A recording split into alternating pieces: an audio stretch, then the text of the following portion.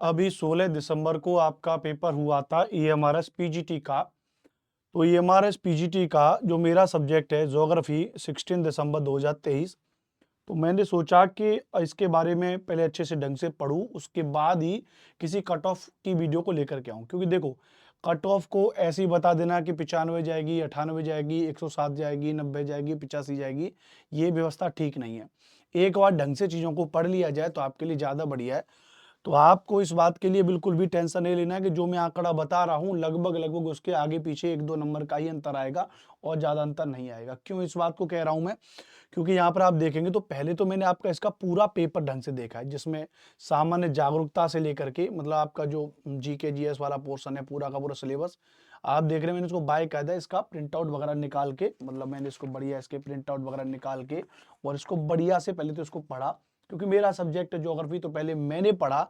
और जब मैंने पढ़ा तो मैंने दो तरीके से किया। जैसे इसमें सारे ज्योग्राफी के क्वेश्चन पूछे गए हैं भाई, ज्वालामुखी द्वारा निर्मित निम्नलिखित में से कौन सी भूआकृतिक बहिर्वेदी है, लघु प्लेट कौन सी नहीं है, कुल मिलाकर के भाई प्लेट वर्तनगी से कौन कौन संबंध रखते हैं। पहले तो मैंने इसका पेपर को पढ़ा और मैंने इसके उत्तर लगाए, देखा कि मैं कितने क्वेश्चन अटेम्प्ट कर पा रहा हूँ। फिर मैंने इस बात को समझा कि एक बालक की मानसिकता क्या रहेगी। मुझे तो 8-10 साल से ज़्यादा हो गए पढ़ाते पढ़ाते, तमाम चीज़ें किताबें ज़्यादा पढ़ ली मैंने। एक अध्यापक के नाते मेरे पास रिसोर्सेज ज़्यादा हैं, तो हो सकता है कि उसके बेस पर मैंने क्वेश्चन ज़्यादा अटेम्प्ट कर लिए हों। एक छात्र कितना अटेम्प्ट कर पाएगा, क्या उसकी चीज़ें, उसको हमने पूरा समझा है।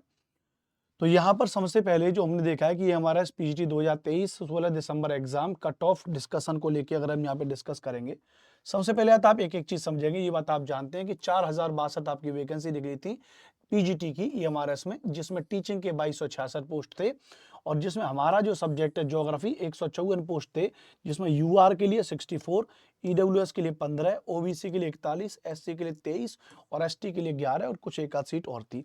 ये इनका क्लासिफिकेशन था। और जब ये इनका क्लासिफिकेशन था और आप जानते हैं कि ईएमआरएस का जो आपका पेपर हुआ है उसमें नेगेटिव मार्किंग है जो सबसे ज्यादा और आपकी मेरिट को डाउन करेगी। जिसमें जनरल अवेयर्स 10 नंबर का, रीजनिंग आपकी 20 नंबर की, आईसीटी आपका 10 नंबर का और टीचिंग एप्टीट्यूड आपकी 10 नंबर की। टोटल जो कॉमन पेपर है आपका वो 50 मार्क्स का है। सब्जेक्ट पर आएंगे तो 70 + 5 के हिसाब से 70 का आपका सब्जेक्ट, 5 नंबर का आपका जो एक्टिविटी बेस्ड पेडागोजी है ज्योग्राफी की, और 5 नंबर की जो आपकी एनईपी है। टोटल 80 नंबर का ये सब्जेक्ट है। उसके बाद आपको पता है आपका 10 क्वेश्चन आपके हिंदी के थे, 10 क्वेश्चन आपके इंग्लिश के थे। लैंग्वेज में 40% अनिवार्य था। लगभग मान के चलिए 4-4 नंबर आपको इनमें लेके आने थे, तो इसमें कोई दिक्कत नहीं हुई होगी। हालांकि उसमें ये भी लिखा हुआ था कि अगर ये वाला सेगमेंट आपका पास नहीं हुआ तो आपकी आगे की कॉपी को नहीं चेक किया जाएगा। अब देखो, मैंने जब इस पेपर को, मैंने एक डेटा इसका लिखा हुआ है मतलब प्रॉपर तरीके से, तो मैंने जब इसके पेपर को भी देखा, और ऐसा नहीं कि मेरे बालक से ही बात हुई है कहीं से भी, है ना। तो जो जनरल अवेयरनेस, ये जीके वाला क्वेश्चन, इसने इसमें क्या किया है, इसने इसमें कंप्लीट जीके न दे करके मतलब ज्योग्राफी को भी जीके के फॉर्मेट में जोड़ दिया। जैसे हमको लगता था कि भाई जीके का मतलब है कब कौन कहाँ क्या कैसे, भारत रत्न पुरस्कार, वो जो जीके होती है, भारत के मंदिर, नदी नाले, नदियाँ, पर्वत, पहाड़, मैदान, दुनिया में सबसे पहले, सबसे बाद में, कुछ करंट अफेयर्स के ऐसे क्वेश्चन पूछेगा। लेकिन इसने क्या किया है, जो ट्रेडिशनल जीएस है उसी को जीके के फॉर्मेट में दे दिया।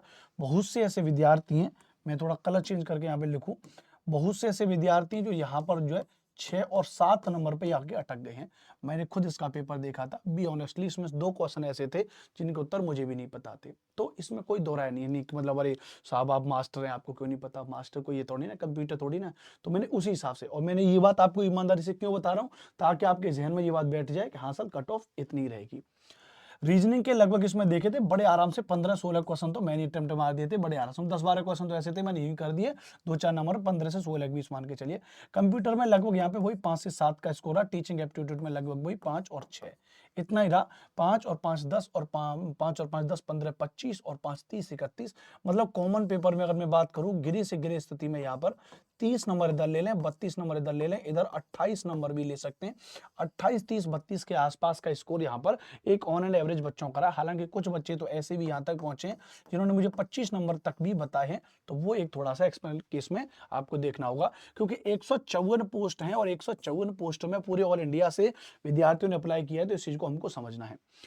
ज्योग्राफी सब्जेक्ट में जैसा कि मैंने आपको बताया कि मैंने खुद यहाँ पे इसका ज्योग्राफी का पेपर ये वाला देखा था, तो ज्योग्राफी का पेपर जो ये कहते थे कि एनसीईआरटी से पूछा जाएगा या उससे पूछा जाएगा, ऐसा कुछ भी नहीं। उन्होंने घोर फैक्ट बिल्कुल पूछे हैं कि भाई who among the following is not associated with plate tectonic theory, से कौन संबंध नहीं रखता है, और सारी सारी चीजें। तो लगभग लगभग अगर इसमें देखा जाएगा तो जो मैंने यहाँ पे लिखा था कि जो 70 नंबर का जो सब्जेक्ट है, इसमें 55 से लेकर के 60 तक का स्कोर में बहुत अच्छा स्कोर कह सकता हूं।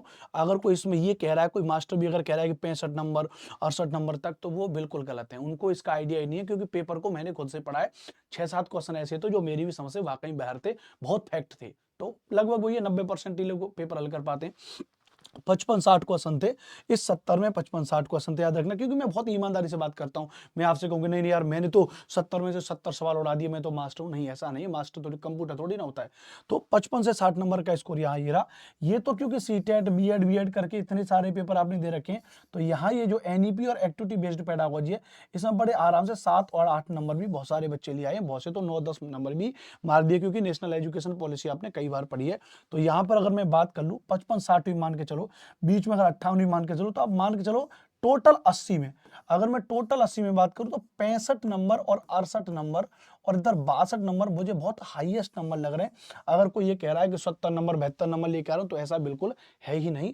अब आप इनको कैसे भी जोड़ दीजिए, 62 को यहाँ जोड़ दीजिए, 70 और 20 यहाँ पे, 62 और 8 70, 80 90, 90 तो इधर हो पा रहा है, 30 और 65 अगर आप जोड़ पा रहे हैं तो 90, और यहाँ पे 95 हो पा रहा है, और यहाँ पे 68 और 270 और 30 100 हो पा रहा है। यकीन मानिए अब तक जितने भी बच्चे से और मेरी बातचीत हुई है, अगर मैं यहाँ पर ये स्कोर देखूं तो 90 95 100 का जो स्कोर है, मुझे काफी बेहतर स्कोर लगा है। मैंने यहाँ पे मेरिट भी आपकी लिखी है। अब मैं इसमें अगर जैसे बता दूं कि भाई जो यूआर कैटेगरी का है, जो अनरिजन कैटेगरी का है, अगर यहाँ पे कोई भी एक ऐसा बालक है जिसने मान के चलिए यहाँ पे 90 से, ये जो 90 95 का जो इसका स्कोर है, वो काफी बेहतर स्कोर माना जाएगा। ईडब्ल्यूएस में अगर मैं बात करूं, थोड़ा सा आप इसमें कम मान सकते हैं, 90 से आप इसमें क्या आ जाइए, बिलो आ जाइए। आप यहाँ पे 85 87 89 के आसपास, 90 के अराउंड यहाँ पे इस बात को मान लीजिए। ओबीसी कैटेगरी में थोड़ा सा इन्होंने उस तरीके से कर रखा है, 1-2 नंबर और आप इसमें मान लीजिए 85 82 के आसपास, वही 1-2 नंबर का ही फर्क होता है। हाँ, एससी कैटेगरी में यहाँ पर है तो आप इसको थोड़ा सा बिलो लेके आ सकते हैं, 75 72 के आसपास, और एसटी कैटेगरी में आप इसको 65 68 या इस अराउंड इसको मेरिट को मान सकते हैं। अब कट ऑफ ऐसा नहीं कि नहीं भाई एग्जैक्ट एकदम से ही सही जाए, लेकिन अब मान के चलिए इस लेवल की चीजें हैं। जनरल में जिनों के भी 95 के आसपास 98 के आसपास बन रहे हैं, वो एकदम सेफ हैं। ईडब्ल्यूएस में भी मतलब जिनका 90 और 95 के आसपास है वो सेफ में है, और जिनका 95 प्लस चला गया, जिनका 100 तक चला गया, वो तो 100% सेफ है, इसमें कोई भी दिक्कत नहीं है। तो ये जानकारी थी ईडब्ल्यूएस की सब्जेक्ट की कट ऑफ को लेकर के। आई होप आपको ये बात अच्छी पसंद आएगी। वीडियो अच्छी लगी हो तो चैनल को तुरंत सब्सक्राइब कर दीजिएगा। मेरा नाम अनुपम भारद्वाज है, ऐसी तमाम वीडियोस आपके लिए बनाता रहता हूं, तो इस चैनल को सब्सक्राइब करना और ऑफलाइन में कमेंट जरूर करना। जय हिंद, जय भारत।